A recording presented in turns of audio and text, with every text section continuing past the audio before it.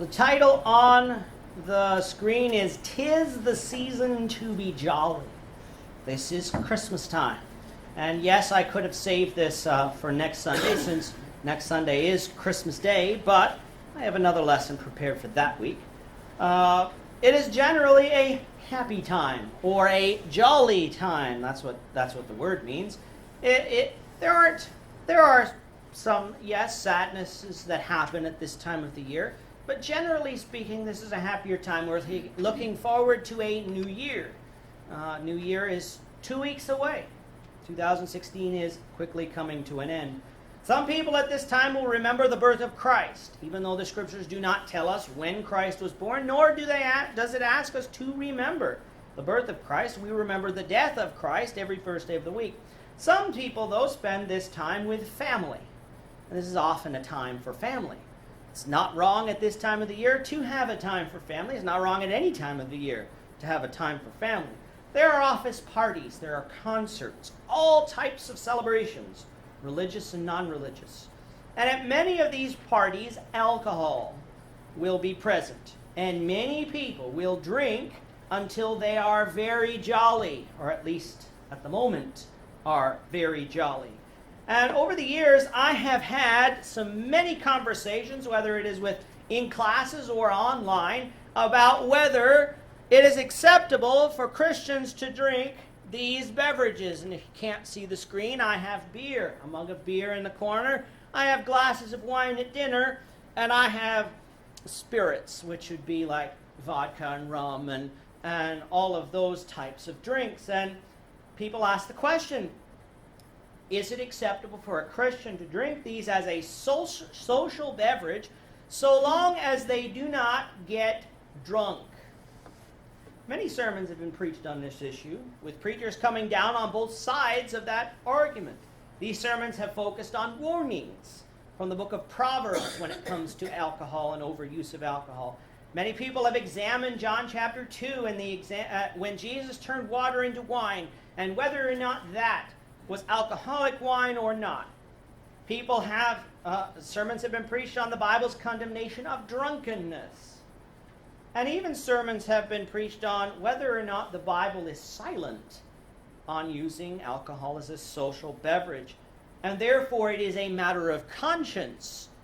That's usually how some of these sermons are preached. And it's that last one that we are going to focus on for this lesson. And we're asking the question, is the Bible truly silent on drinking alcohol as a social beverage? And let's turn to 1 Peter chapter 4. That's where we're going to be spending. That's going to be our text for this morning. 1 Peter chapter 4, verse 3 is what we're going to focus on, but we'll read the entire context, verses 1 through 5. For as much then as Christ has suffered for us in the flesh, arm yourselves likewise with the same mind. For he that has suffered in the flesh has ceased from sin, that he should no longer live the rest of his time in the flesh to the lusts of men, but to the will of God. For the time past of our life may suffice us to have wrought the will of the Gentiles, when we walked in lasciviousness, lusts, excess of wine, revelings, banquetings, and abominable idolatries, wherein they think it strange that you run not with them to the same excess of riot, speaking evil of you, who shall give account to him that is ready to judge the quick and the dead. So Peter is telling the people he's writing to about what their lives used to be before, when they walked after the flesh, and what their lives are now. And he comes along, as Peter does in a few places, talks about peculiar people. We think of peculiar. The Gentiles would think us strange that we not walk after them. We do look strange. People wonder, why do you behave the same way, or the different way? Why do you behave a different way than us? Why don't you behave the same? And they think us strange. But the words we're going to look at are three words. We're going to look at drunkenness, or as my version has, excess of wine. We're going to look at revelries. And we're going to look at banquetings. And really, those are the words. Many people will focus on excesses of wine, and they'll say, well, that's drunkenness. And they'll not realize that there are two other words in that verse. And because that word revelry and banquetings are not easily defined, we can skip across them and not realize what Peter is actually saying. So the first one we will deal with is drunkenness. And I will just warn you ahead of time, because we're going to be looking at 3 words, it is necessary that we do look at the Greek for those words. I don't always like doing that, because I do believe we can teach from the English what the verse is talking about, but it is sometimes necessary to go to the Greek.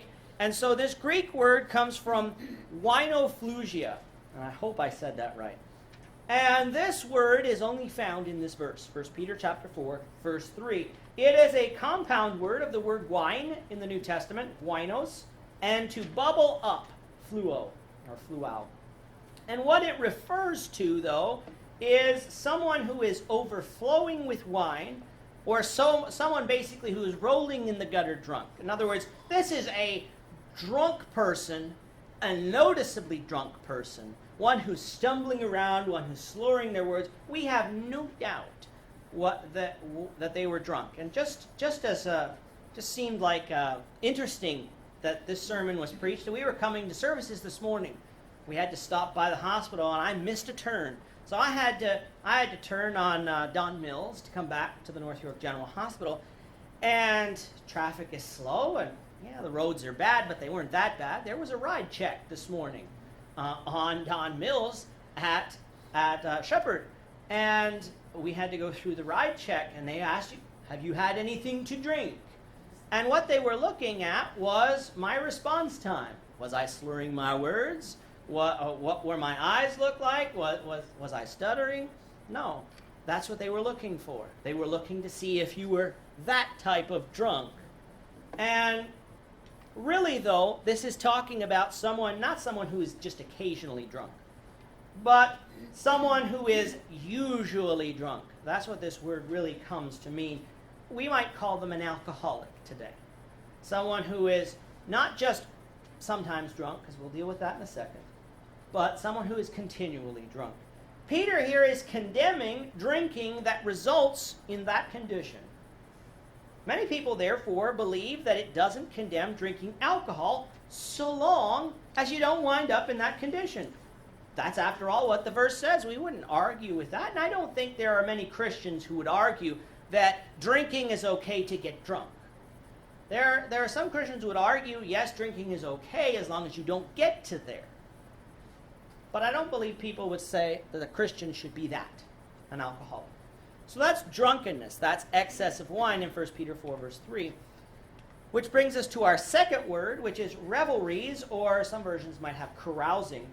And this word comes from the Greek word komos. And the word is not only found here, but it's found in 2 other verses. Let's go get them. Romans chapter 13, verse 13. Romans 13, verse 13. Let us walk honestly as in the day, not in rioting and drunkenness, not in chambering and wantonness, not in strife and envy. Chambering is that word, not drunkenness here. That's riotous and drunkenness. Drunkenness is a different word. But chambering and wantonness, revelries and carousing. It's also found in Galatians chapter 5. In the list of sins, Paul says, those who walk after these will not inherit the kingdom of God. In Galatians 5:21, envyings, murders, drunkenness, revelings, and such like, of which I told you before, as I've told you in times past, that they who do such things shall not inherit the kingdom of God. There's that word revelings again. And really, what this word refers to is festivals that worshipped Bacchus. And if you don't know who Bacchus is, that's the Greek god of wine, and the related pagan gods. So this word revelings, or komos there, is used in relation to those festivals. And you might want to know, well, what occurred at those festivals? What was associated with that word? Well, heavy drinking occurred at those festivals. So komos is always connected with drunkenness. But where winoflugia refers to a person who is usually drunk, komos refers to people who are occasionally drunk as a result of excess partying. And we might think of today what happens on college campuses, the wild parties that occur there, and even the adults. So let's not come along and just pin it on young adults and hopefully not teenagers, but college students. Adults can do the same thing. We have parties all the time. Well, and some parties, some people have alcohol, and people get drunk at those parties. And so revelries or carousing is sometimes getting drunk, but not all the time. Not winophalugia, where you're always drinking and always getting drunk. This is just partying, excess partying. Which brings us to our third word, which is banquetings or drinking parties. And this word comes from the Greek word potos. And again, that word is only found in 1 Peter chapter 4, verse 3. It's only found in this verse. In classical Greek, and you might wonder why I'm saying in classical Greek, because we'll get to that in a second. In classical Greek, it refers to drinking in a social setting, like a party. This isn't a wild party. This is what we might call a sophisticated party. If my dad's listening online, yet no, it's not a naked party, because that's what our joke is about sophistication, is that people are sophisticated. This is what we call a ritzier party. Let's just say that. And some Greek dictionaries, though, if you look this word up in your Greek lexicons, associate it with excessive drinking or sexual parties. Sometimes this word in 1 Peter chapter 4 is translated as orgies. It's not because the word is defined that way, but because the other terms associated in 1 Peter chapter 4, verse 3 make it seem like that's what Peter's talking about. And here we have what is known as a bias. A bias by the Greek lexicons and the writers of the Greek lexicons, because remember, these are books written by men, that those writers see nothing wrong with social drinking. So they assume Peter's use of the word must include something worse than just drinking in order for him to cause to condemn it. And we have to be careful, even with our dictionaries, because remember, dictionaries are not written by God. Dictionaries are written by men. Even words, English words, can change their meaning over time. Wine, as translated in the Bible we've discussed before, does not mean the same wine today that it meant then. Even when it was translated, the concentration of alcohol in wine has increased significantly from Bible times. And so when people read wine and they just believe wine today is the same as wine always, no, that's not true. But that's a topic for another time. We must be careful that we research a little broadly if we're having trouble with a word. Classical Greek tells us what the Greeks determined this word meant. It refers to drinking in a social setting, like a party.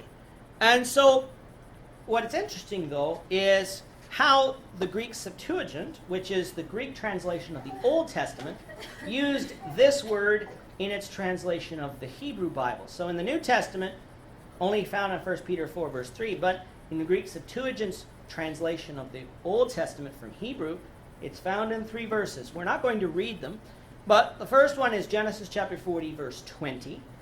That is describing the birthday party of Pharaoh at the time when Joseph was there.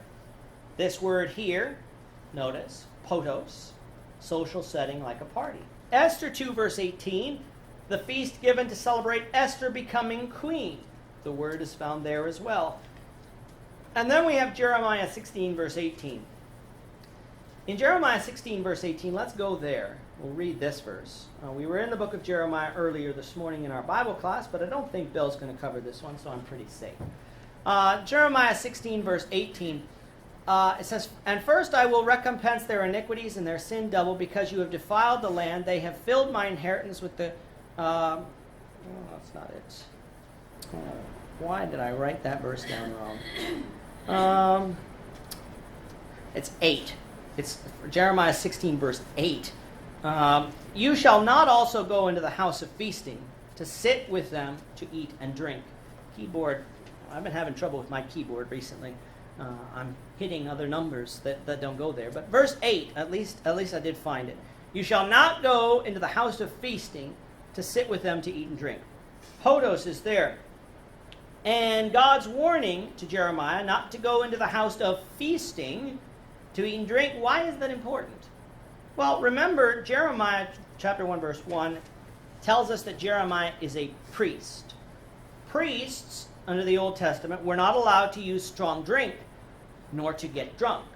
So if houses of feastings were places of out-and-out drunkenness, then God's warning to Jeremiah here would be rather redundant. Priests weren't going to do that anyway. Jeremiah was going to be following what God's word said. If, however, house of feastings were casual drinking took place, not just drunkenness, out-and-out drunkenness like we saw earlier, like what occurs today at bars and restaurants, then his warning does make sense. Don't go to these places. It's not a place for the priest of God to be. And really, the Hebrew word that the Greek Septuagint is translating here to the word podos is from the word mishta, which means drinking, but is often extended to a feast or a festival meal. This is not a wild, outlandish party. We wouldn't think of Esther's celebration as a wild and outlandish party where just out-and-out drunkenness occurred. No, it'd be sort of like what occurs, you have wine at a meal. And what we might call today social drinking. And so it's interesting that the Greek word for banqueting or drinking party was translated from that Hebrew word, which means drinking, especially at a festival. And so that gives us a sense of what that word is talking about. And so we might ask the question then, what is Peter saying in 1 Peter chapter 4, verse 3? Well, he's saying don't frequently over-imbibe alcohol and become an alcoholic. He's saying that. He's saying don't occasionally over-imbibe alcohol at parties. And don't casually drink alcohol as a social beverage. What he's doing is he's showing us that drinking alcoholic beverages recreationally is condemned, no matter what quantities or situations are being considered. And we might ask the question then, well, why didn't Peter just say, don't drink or use alcohol? Wouldn't that be just so much easier? And yeah, you might say that'd be so much easier. However, the Bible doesn't condemn all uses of alcohol. If Peter said don't drink or ever use alcohol, that means we cannot touch it. The Bible says do not commit adultery in any situation. Do not serve idols in any situation. There's never a good reason to serve idols. There's never a good reason to commit adultery. But this is not a direct condemnation of alcohol, because there are uses for alcohol. There are lawful uses. And what I say is the Bible is not against that. And for some reason, my word behind that, if you're wondering what that word is, it's ethanol, which is alcohol. I'm a chemist, so that is the chemical formula for ethanol. The Bible is not against that. The Bible is against that, which is out-and-out drunkenness from social drinking. And I thought you'd get a kick out of that picture. But the Bible is against that, not against alcohol itself. And so, as with everything, there are proper uses and improper uses for alcohol. Well, first of all, we know that alcohol can be used for medicinal purposes in 1 Timothy chapter 5, verse 23. 1 Timothy 5, verse 23, drink no longer water, but use a little wine for your stomach's sake and your often infirmities. Wine, or alcohol, has an acceptable purpose as a medicine in the quantities that it is a little wine. NyQuil has alcohol in it, and it puts us to sleep along with the other things that they put in it. We don't take that as an everyday drug. We take that when we're sick to put us to sleep so that our body can hopefully help get rid of the diseases that we have. When your body is asleep, it's not doing all of the other things. It requires you to keep yourself awake, and so it can focus on fighting whatever you have. And so NyQuil has alcohol in it, and there are other medicines that have alcohol in it. We take for granted that we have modern medicine. Not all of them have alcohol in it. But go to a third world country, go to a place like India, which is getting better, but in many places you don't have what we call third world medicine. Well, what happens if you get sick? You might need to take a little wine, a little alcohol, in order to get over the sicknesses that you might have. And so alcohol is used as a medicine.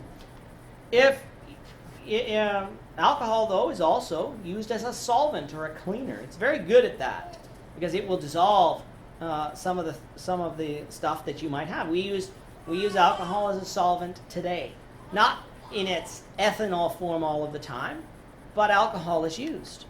Alcohol is also used in fuels. You go to the pump and you'll read that this fuel contains at least 10% ethanol, and it's alcohol that they're putting in it. Same alcohol that they put in wine, or that's in wine, that they're taking out and putting in our fuel. And people can debate whether that's a good idea or not, but it's there, and alcohol is useful in that case. Moreover, alcohol is, if you further ferment it, you get vinegar. Any type of vinegar is produced from alcohol. People don't realize that, but it is.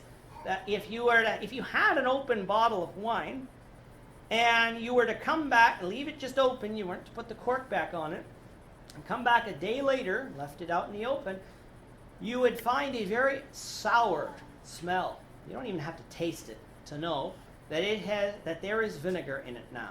It's not completely gotten rid of the alcohol, but that's how you produce vinegar. Apple cider vinegar. We get red wine vinegar. We just get regular vinegar. Comes from the further fermentation of alcohol. And here's the one that caught me off guard. Alcohol is a byproduct of making bread. And you might ask, well, how does that work? Well, we know when we cook bread, if we want the bread to rise, we have to use yeast. Yeast produces when it reacts with the sugars in the bread, it produces a small amount of alcohol in raising the dough. If you've ever gone to cities that have breweries, you were just to walk by, you say, well, that smells a lot like they're baking bread in there. And it's the same process. You're not smelling the bread if you cook bread at home. You're smelling the leavening process, which includes the production of alcohol. Yes, the bread is there, but you'll find it's the same smell if you go to a brewery because it's the same process. And so the alcohol burns off in cooking and is negligible if any is left over in the bread. And different types of bread amounts burn off, but you leave it out in the air, you cook it, it's gone. It's not the same as having a glass of wine or a mug of beer. Condemning alcohol being present in any quantity, from 1 Peter 4 verse 3, would condemn the use of yeasts or leavening agents. And we know that the Bible does not do that. There were yeasts and leavening agents used in the Bible. There were times when people were instructed to make sure you get rid of all of them. Passover time was one of them. Unleavened bread, which we will partake of in the Lord's Supper. No leavening agent there. No yeast. But the Bible doesn't condemn leavening agents on the whole. They are allowed in cooking. And this is just as an aside. Some Christians like to use wine in cooking. They use it in sauces, saying that the alcohol burns off. And what you're left with is that the alcohol-free taste of the wine. As a chemist, or a former chemist, I can tell you that you do have to cook whatever contains alcohol in the wine at a high enough temperature, over 78 degrees Celsius, because that's at the temperature that alcohol evaporates. You have to cook it for a significant amount of time, about over 3 hours at that temperature, because, you think about it, even if you have a pot of water, you get it up to 100 degrees Celsius, the entire water is not gone. as soon as you hit that temperature. Depending on how big the pot is, if you keep it running, you will eventually evaporate all of the water. But it doesn't happen immediately. Depending on how much alcohol is in whatever you're cooking, will determine how long you have to boil the sauce that you have to get rid of it. Now, if not much alcohol is used, there would only be trace amounts left over, like bread. But we do have to be careful on that we understand that what we're doing, because the wines today do have a lot more alcohol in them than people think they do.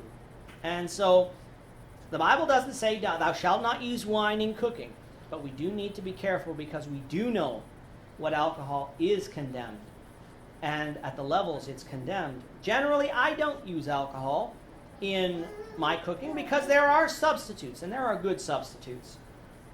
And also because I'd have to go buy it. You go to, up here in Canada, well, until very recently, you'd have to go to the LCBO to get wine. And you come away with a bottle of wine, people are going to assume, well, they're having a party and they're going to have wine. I don't like that appearance. As a preacher and as a Christian, I want people to know what I'm doing. They aren't going to know that I'm just using it in my cooking.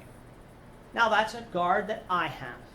We need to guard our appearance. We need to make sure we're not causing other people to stumble.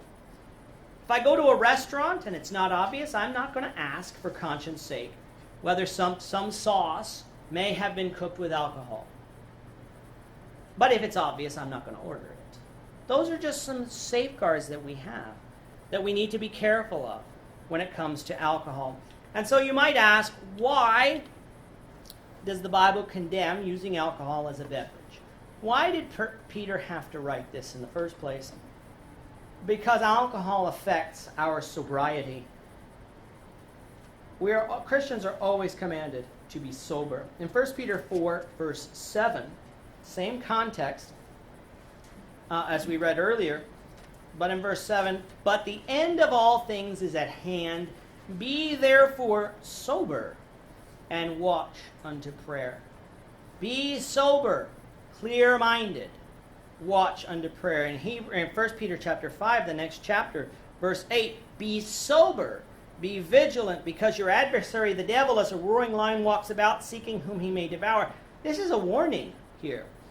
Why are Christians to be sober? Why are Christians to be vigilant? Because the devil's out there. When we're not sober, it's very easy to be tempted to further sin. We need to be clear-minded, clear-headed. We need to always be watching, because the devil will come at our weakest point. He will not typically come when we are the strongest. When did he tempt Jesus in Matthew chapter 4? After Jesus had 40 days where he fasted.